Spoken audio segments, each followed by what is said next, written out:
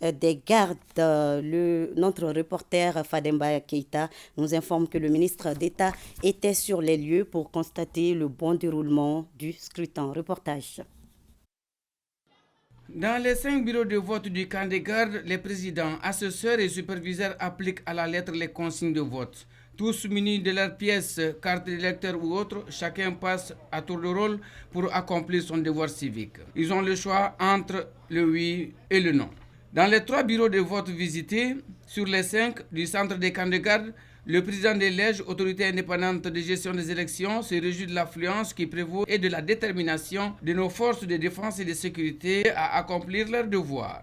Le 11 juin est en prélude des grandes opérations électorales qui doivent se dérouler le 18.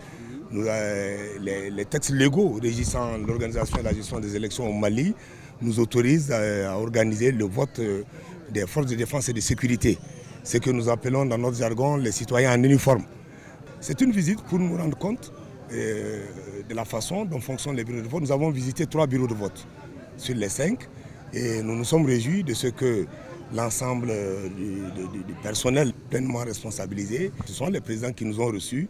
Ils nous ont expliqué le déroulé du processus. L'ensemble des membres du collège de Lège sont déployés sur les 10 régions administratives du pays aujourd'hui pour suivre le déroulement de ce processus.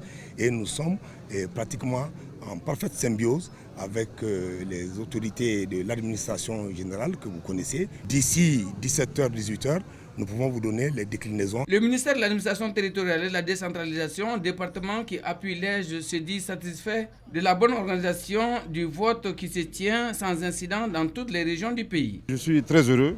Je voudrais ici préciser que la collaboration avec l'autorité indépendante de gestion des élections se déroule très bien. Il est important de rappeler que la mission de l'administration est une mission accessoire, pas en termes d'ampleur de tâches. Nous avons beaucoup de choses à faire, mais en termes de symbole, notre mission est d'appuyer l'Ège.